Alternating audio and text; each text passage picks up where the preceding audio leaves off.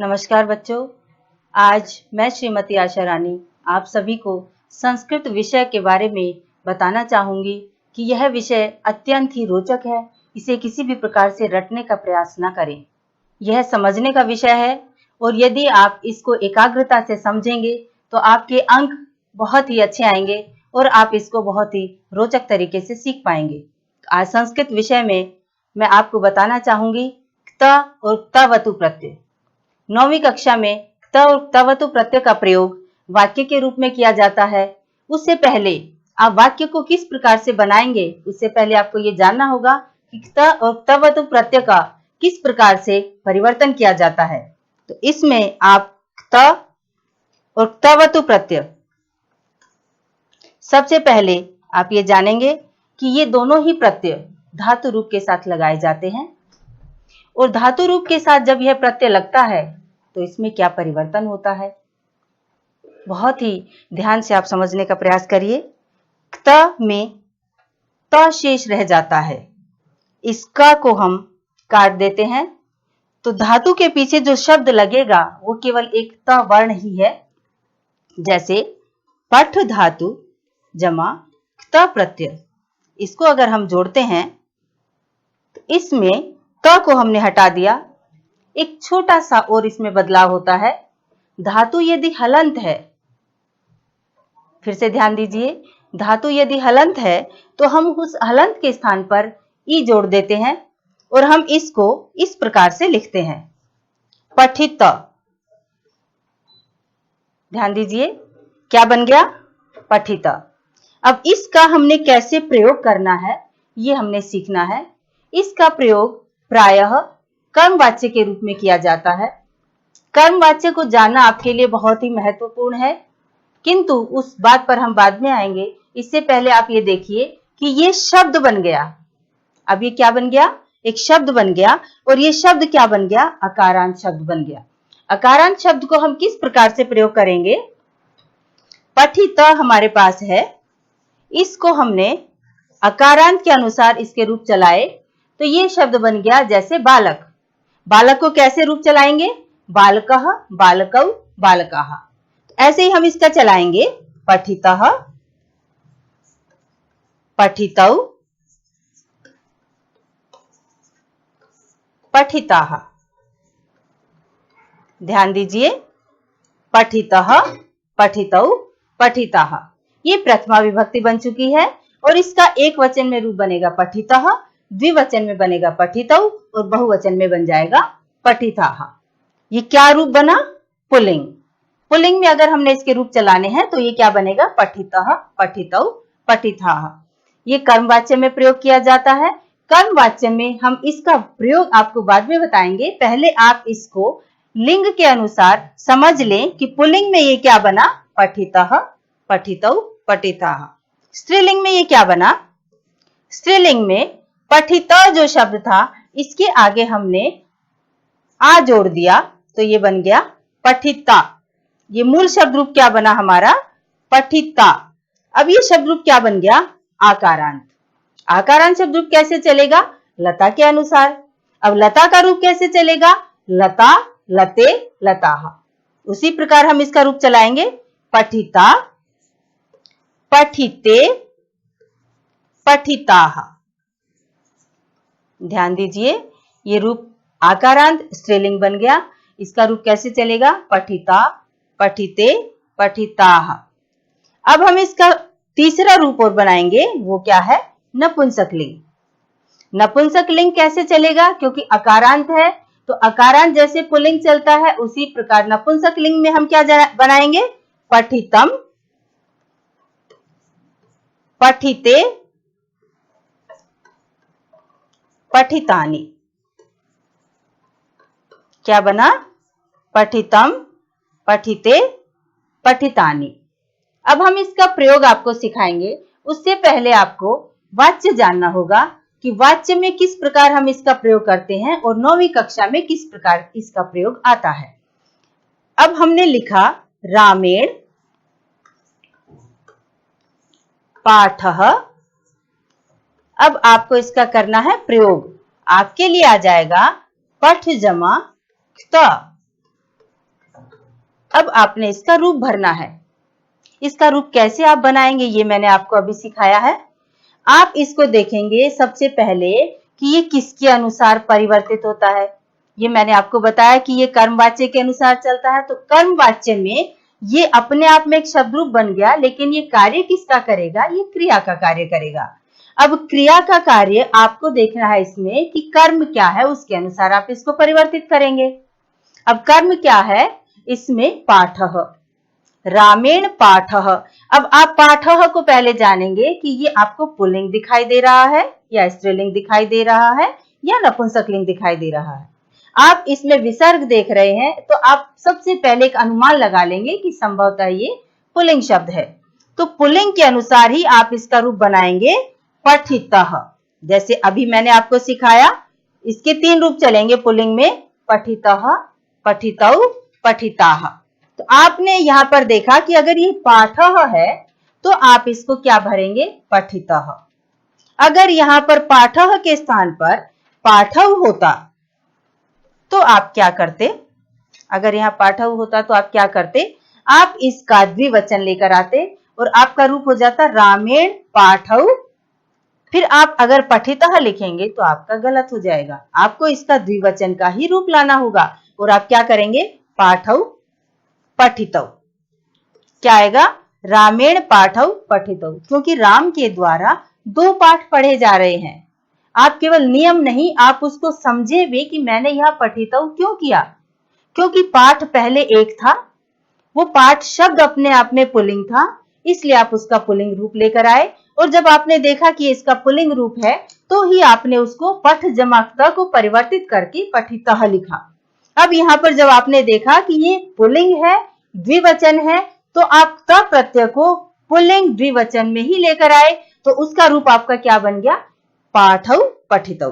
अगर ये आपका बहुवचन में होता, राम बहुत सारे पाठ पढ़ता, तो आप क्या करते? इस पाठौ के स्थान पर आप यहाँ पर दिया जाएगा आपको पाठाः। ये आपको दिया हुआ आएगा, आपको परिवर्तित करना है। तो आपने सबसे पहले पठ जमा त के उस मूल रूप पर आए कि इसका मूल रूप क्या बनेगा? इसका मूल रूप बना पठित। फिर आप आए पठित के बाद कि आपने देखा कि यहाँ पर कौन सा लिंग है, आपने जाना कि ये पुल्लिंग है। फिर आपका ध्यान गया कि यहाँ वचन कौन सा है, फिर आपने वचन पर ध्यान केंद्रित किया, उसके अनुसार आप उसके बहुवचन का रूप बनाकर यहाँ लिखेंगे पठिताः। इसलिए मैंने आपको सबसे पहले उसके पुल्लिंग रूप सिखाए कि इसका पुल्लिंग रूप बनेगा पठितः, पठितौ, पठिताः। तो यहाँ पर भी आपने उसी प्रकार से तीनों रूप, आप इसमें से अगर किसी को भी गलत भर देंगे तो आपका नंबर वहां पर चला जाएगा, आप अपने अंक खो देंगे। तो आपने विशेष ध्यान क्या रखना है कि कर्म के अनुसार ये क्रिया बदलती है। कर्म को ध्यान केंद्रित करना है कि कर्म पुल्लिंग है तो आप पुल्लिंग लगाएंगे, कर्म स्त्रीलिंग है तो आप स्त्रीलिंग लगाएंगे, कर्म नपुंसकलिंग है तो नपुंसकलिंग लगाएंगे। अभी मैंने पुल्लिंग के तीनों रूप आपको सिखाए हैं। अभी आपकी बारी आ सकती है यहाँ पर कि यहाँ पर अगर स्त्रीलिंग आ जाए तो आप क्या करेंगे? स्त्रीलिंग के लिए आपने क्या करना होगा? पाठः के स्थान पर हो सकता है आपको क्या आ जाए? रामेण। मैं अभी पहले शब्द को जो का त्यों लिख रही हूं क्योंकि आपका ध्यान परिवर्तन पे आए कि यहाँ पर क्या आ गया? रामेण कविता। अगर यहाँ पर कविता आ जाए फिर आपको रिक्त स्थान आएगा, फिर आपको दिया हुआ आएगा पठ जमा त, ये आपको लिखना है। तो कविता आपका ध्यान सबसे पहले आएगा कि कविता अपने आप में शब्द क्या है, वो पुल्लिंग है, स्त्रीलिंग है या नपुंसकलिंग है। अब कविता पर आपने ध्यान केंद्रित किया, जो मैंने थोड़ी देर पहले आपको बताया था कि जब ये स्त्रीलिंग बन जाएगा तो उसके रूप लता के अनुसार चलेंगे। तो लता और कविता दोनों आकारांत हैं, तो कविता भी अपने आप में एक स्त्रीलिंग शब्द है। तो कविता के अनुसार आप इसको क्या परिवर्तित करेंगे? रामेण कविता पठिता। क्या आ जाएगा? रामेण कविता पठिता। अब कविता में अगर द्विवचन है तो आप इसको भी द्विवचन में ही लाएंगे। तो क्या बन जाएगा? कविता का द्विवचन अगर दिया हुआ है कविते, तो आप यहां क्या करेंगे? पठिते। क्योंकि ये कर्मवाच्य है, कर्मवाच्य में क्रिया हमेशा कर्म के अनुसार होती है और कर्ता में तृतीया विभक्ति होती है। तो आप सीधी सी पहचान ये बना लें कि किसमें प्रथमा विभक्ति लगी हुई है, पहले मैं उसको ढूंढ लूं। अब रामेण में तो तृतीया विभक्ति हो गई, आपको किसके अनुसार रूप बदलना है? आपने कविता को देखा कि यहाँ प्रथमा विभक्ति दिखाई दे रही है, तो कविता में आपने उसको फिर ढूंढने की कोशिश की कि यहाँ पर स्त्रीलिंग है, तो आप स्त्रीलिंग पर पहुंचे। फिर आप कविता में आपने देखा कि ये कविते क्या है, ये तभी आप जान पाएंगे जब आपको लता शब्द रूप आता होगा। और ये 9वीं कक्षा है, तो 8वीं कक्षा तक आपने लता शब्द रूप को अच्छे से समझ लिया होगा। तो उसी के अनुसार यहाँ पर आप कविते को पहचान जाएंगे तुरंत कि ये लता के अनुसार ही कविते है। तो यहाँ पर आपने इसको बना दिया पठिते। अगर यहाँ पर इसका बहुवचन रूप अगर आपको मिल जाए, जैसे लता का रूप चलेगा लता, लते, लताहा, तो वैसे ही आपको यहाँ पर मिलेगा कविताहा। कविताहा अगर यहाँ पर दिया हुआ है तो आप त प्रत्यय का कौन सा रूप लेकर आएंगे? पठिताहा। क्या लाएंगे? पठिताहा। पठिताहा अपने आप में एक शुद्ध रूप है यहाँ पर, क्योंकि आपने इसकी पहचान सबसे पहले पठ जमा त करके निकाली। फिर आपने उस कर्म को ढूंढा, कर्म के बाद आप उस वचन पर गए, वचन से भी पहले आप उस लिंग पर गए कि स्त्रीलिंग है, तब आपने यहाँ पर सोच समझकर कविता को देख करके लिखा पठिताहा। तो ये आपका शुद्ध रूप है। इसी प्रकार आप अब आ जाएंगे नपुंसक लिंग पर। नपुंसक लिंग के लिए आपने देखा कि शब्द बदल गया, वाक्य अपने आप में वही है, रामेण, पत्रम। अब यहां पर आपको दिया गया है पठ जमा त। अब आप बहुत अच्छे से समझ गए होंगे कि आपको किसके अनुसार ये शब्द परिवर्तित करना है। आपको रामेण ज्यों का त्यों पहले भी दिखाई दे रहा था, आपको अब भी दिखाई दे रहा है। क्या आपको शब्द बदला हुआ दिखाई दे रहा है? वो है पत्रम। पत्रम अपने आप में क्या है? नपुंसक लिंग है। तो पत्रम को देखते हुए आपने क्या किया? इसको बना दिया पठितम। क्या बनाया? पठितम। उसके बाद अगर पत्रम में द्विवचन दे रखा है तो पत्रम का द्विवचन जैसे फलम, फले, फलानी, वैसे ही पत्रम, पत्रे, पत्राणी। तो पठितम के स्थान पर यहाँ पर फिर क्या आ जाएगा? क्योंकि आपने ध्यान केंद्रित करना है पत्रे पे, तो पत्रे पठिते। राम के द्वारा 2 पत्र पढ़े गए। उसके बाद आपका ध्यान आएगा पत्राणी। अगर आपको दे रखा है रामेण पत्राणी और फिर आपको दे दिया रिक्त स्थान, अब आप यहाँ क्या देखकर भरेंगे? पत्राणी को देखकर आप भरेंगे क्या? पठितानी। तो ये आपका शुद्ध रूप होगा। त प्रत्यय का प्रयोग मैंने आपको सिखाया, हम फिर से एक बार सीखने की कोशिश करेंगे। पठ जमा त, पठित एक मूल शब्द रूप बना। उस मूल शब्द रूप को हम 3 रूपों में परिवर्तित कर सकते हैं। पठित एक अपने आप में शब्द रूप है, जब हम उसको पुल्लिंग रूप लाएंगे तो रूप बनेंगे पठितः, पठितौ, पठिताः। जब हम उसका स्त्रीलिंग रूप लाएंगे तो बनेगा पठिता, पठिते, पठिताः। जब हम उसका नपुंसक लिंग रूप लाएंगे तो बनेगा पठितम, पठिते, पठितानि। आपको समझ में आया? इस प्रत्यय का प्रयोग हम 9वीं कक्षा में वाच्य परिवर्तन के लिए भी करते हैं, और क्तवतु प्रत्यय का यदि प्रयोग आ जाए तो वहां पर भी हम इसका प्रयोग करेंगे। तो इस प्रकार से मैंने आपको क्त प्रत्यय समझाया। उसके बाद हम आते हैं तवतु प्रत्यय पर। एक बात और मैं आपको बीच में बताना चाहूंगी कि वाक्य चाहे कितना ही बड़ा क्यों ना हो, आपका ध्यान केवल कर्म पर होगा। इसमें कर्म क्या दिखाई दे रहा है, वहां पर आप इसको ध्यान केंद्रित करके उस शब्द का सही शुद्ध रूप भरेंगे, तो आपके अंक किसी भी प्रकार से नहीं काटे जाएंगे। अब हम बात करते हैं क्तवतु प्रत्यय की। ये क्तवतु प्रत्यय भी सबसे पहला नियम है कि ये भी धातु रूप के साथ ही लगाया जाता है। इसको अंतर क्या है कि इसको हम कर्तृवाच्य के रूप में प्रयोग करते हैं। इसका प्रयोग हम वहां करते हैं जहां पर आपको लंग लकार के रूप याद हो, तो वहां पर हम क्तवतु प्रत्यय का प्रयोग करते हैं। जैसे रामः पाठम। अब यहां पर आपको भरना है, यहां मैंने इस बार पहले से आपको दिखा दिया कि किस प्रकार से इसका प्रयोग आएगा। तो ये है क्तवतु प्रत्यय। इससे पहले हम आपको बताएंगे कि क्तवतु प्रत्यय में परिवर्तन क्या आया। क्तवतु प्रत्यय में हमने क को हटा दिया और उ को हटा दिया। क्या शेष बच गया आपके लिए? तवत। ठीक है, क्या बचा आपके लिए? तवत। आपने क को हटाया और उ को हटा दिया, तो शेष रूप जो आया जब त में से उ निकल गया तो यहाँ पर ये त हलंत रह गया। तवत शेष आपका रहा। अब इसको आपने धातु रूप के साथ जोड़कर इसमें परिवर्तन करना है। आपकी धातु थी पठ जमा तवतु, तवतु का क्या शेष बचा? तवत। तो आपने इसको क्या रूप बनाना है? अगर धातु हलंत है तो उसमें हम ई जोड़ देंगे तो क्या बन जाएगा? पठित वत। क्या रूप बना?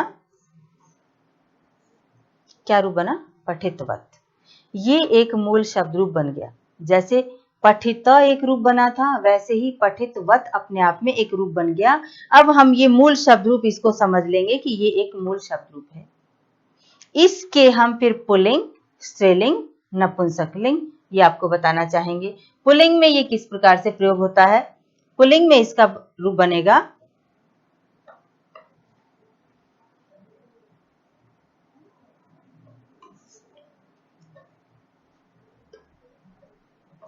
पुल्लिंग में इसका रूप बनाने के लिए हमें पठ जमा तवतु सबसे पहले हमने लिखा, उसके बाद हमने इसका रूप बना लिया पठितवत।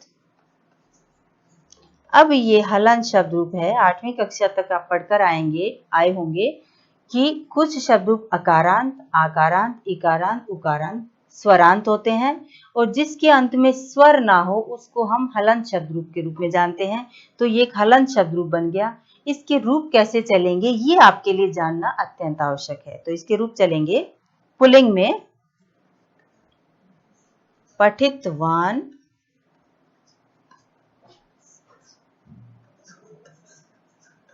पठितवन्तौ, पठितवन्तः।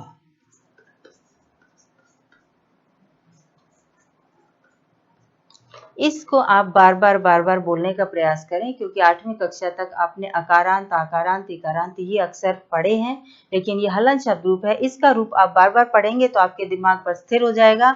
इसका उच्चारण है पठितवान, पठितवन्तौ, पठितवन्तः। पठितवान, पठितवन्तौ, पठितवन्तः। अब ये पुल्लिंग में एक वचन में क्या रूप बना? पठितवान। द्विवचन में क्या बना? पठितवन्तौ। बहुवचन में क्या बना? पठितवन्तः। हमने इसका पुल्लिंग में प्रयोग कैसे करना है इस पर ध्यान देंगे। रामः, ये कर्तृवाच्य में इसका प्रयोग किया जाता है।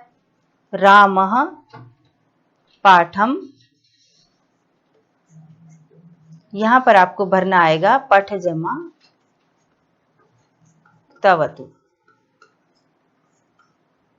इस प्रकार से आपके लिए ये प्रयोग करना आएगा। अब आपने देखना है कि इसको हमने किसके अनुसार भरा। वहां पर आपने पाठ के अनुसार चलाया था। ये कर्तृवाच्य है, इसमें कर्ता के अनुसार क्रिया आएगी। वो कर्मवाच्य था, कर्मवाच्य में कर्म के अनुसार क्रिया थी। इस पर अक्सर बच्चे भूल जाते हैं, जहां आपको विशेष ध्यान देना है, क्योंकि ये प्रत्यय धीरे धीरे जब सभी आप एक साथ सीख जाएंगे तो आप कहीं पर क्या गलत करते हैं कि कहीं पर तो आपने कर्ता के अनुसार लगा दिया, कहीं पर आपने कर्म के अनुसार लगा दिया। कहां पर कर्ता और कहां पर कर्म पर आपने ध्यान देना है। जब तवतु प्रत्यय का प्रयोग करेंगे तो वो केवल कर्मवाच्य में ही आता है, वहां आप कर्म पर ध्यान देंगे। तवतु प्रत्यय का प्रयोग हम कर्तृवाच्य में करते हैं। कर्तृवाच्य वहां होता है जहां कर्ता की प्रधानता होती है, जहां कर्ता में प्रथमा विभक्ति होती है।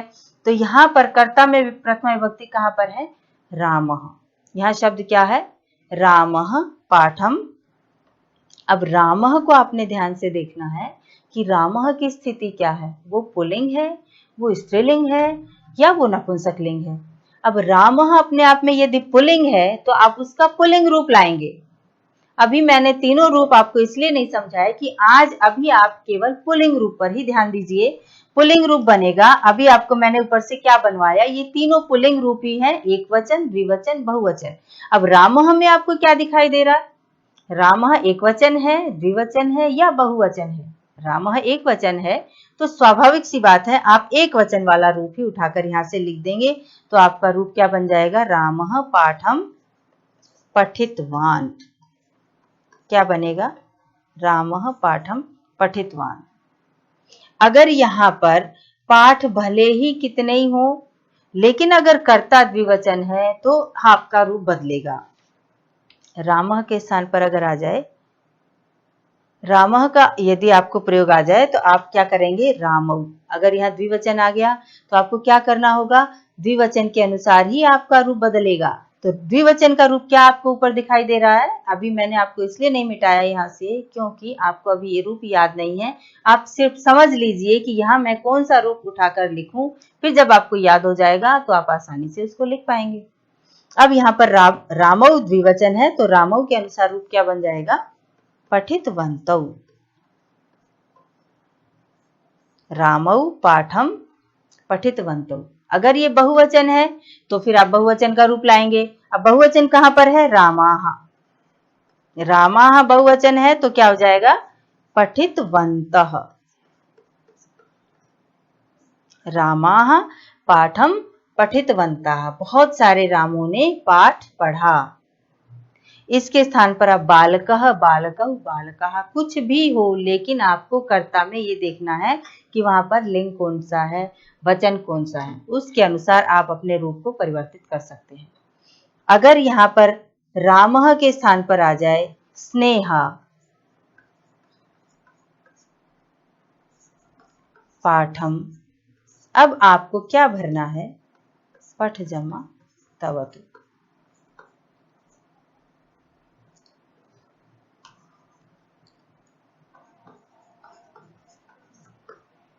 ये आपको भरना है। अब ये मैंने आपको ऊपर इसलिए पहले लिख दिया कि ये आपके दिमाग में प्रश्न आ गया कि इस प्रकार से ये आएगा और इसको मैं सही रूप में कैसे लिख पाऊंगा। तो यहाँ पर आपको मैंने बताया था कि मूल शब्द क्या आ गया, पठितवत, क्योंकि इसमें से क चला गया था, उ चला गया था तो तवत शेष बचा था। हलंत धातु है तो धातु के अंदर ई आ गई तो ये शब्द रूप क्या बन गया, पठितवत। अब इस पठितवत को आपने क्या करना है, स्त्रीलिंग में परिवर्तित करना है। स्त्रीलिंग का रूप कैसे चलेगा, स्त्रीलिंग बनाने के लिए संस्कृत में एक ङी प्रत्यय का प्रयोग होता है। ङी प्रत्यय की ई शेष रह जाती है तो आप समझ लीजिए कि इसमें आपने ई जोड़ देनी है, तो ये रूप बन जाएगा पठितवती। पठितवती अगर आपको दिखाई दिया है तो आपको ये देखना है कि इसके जैसा कौन सा शब्द रूप मैंने कक्षा 8वीं तक याद किया था। तो आपने शायद एक बहुत ही मुख्य सा शब्द रूप है नदी, नदी शब्द रूप आपने याद किया होगा। तो नदी में भी वही दीर्घ इकारांत है और ये भी दीर्घ इकारांत ही हो गया, तो आप नदी के अनुसार रूप इसके याद कर सकते हैं। नदी के रूप चलते हैं नदी, नद्यौ, नद्यः। उसी प्रकार आपका ये रूप चलेगा पठितवती, पठितवत्यौ, पठितवत्यः। क्या रूप चला, पठितवती, पठितवत्यौ,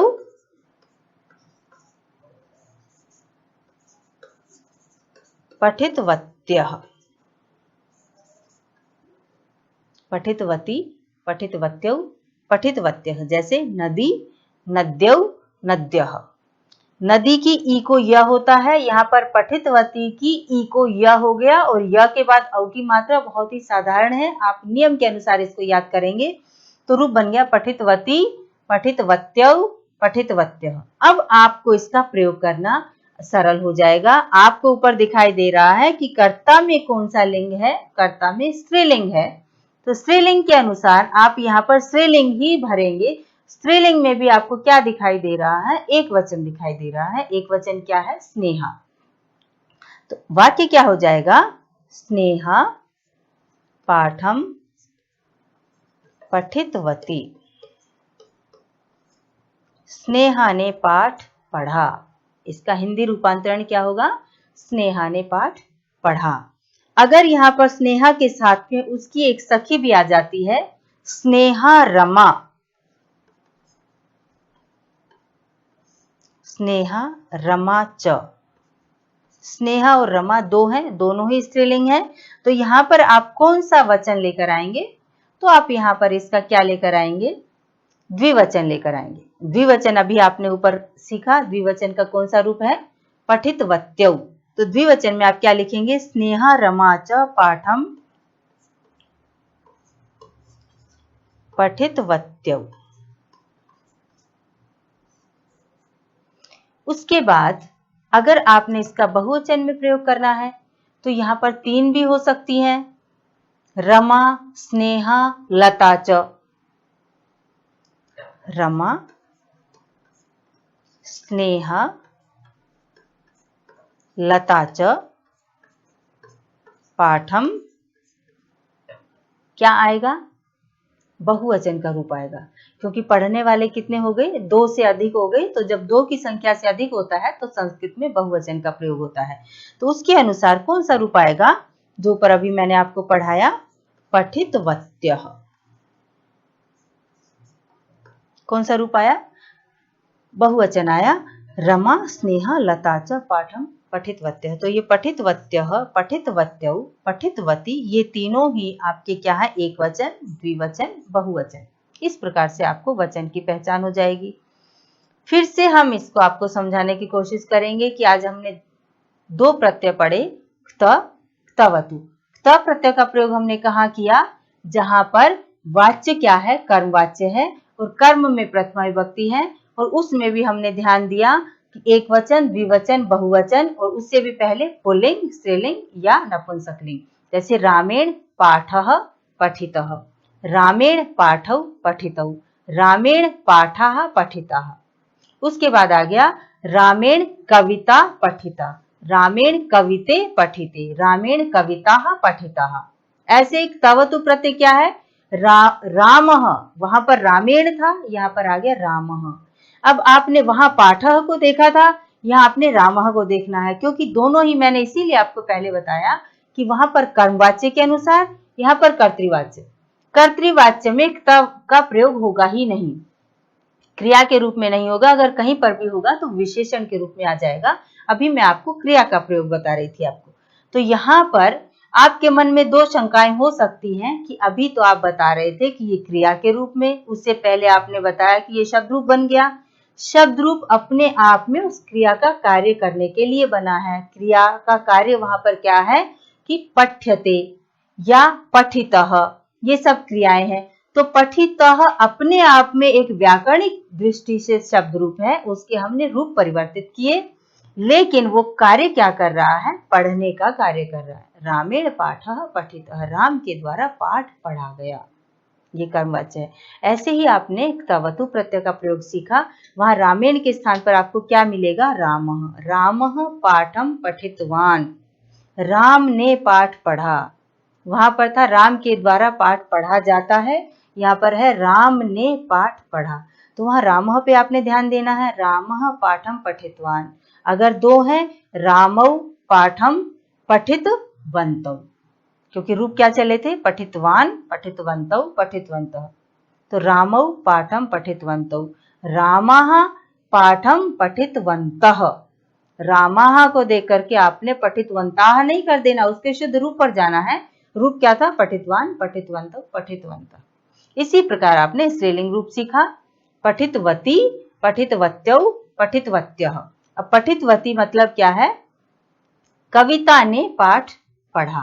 कविता हो सकती है, लता हो सकती है, कोई भी स्त्रीलिंग रूप हो सकता है, महिला हो सकती है, नारी हो सकती है, लेकिन वो स्त्रीलिंग रूप ही होना चाहिए।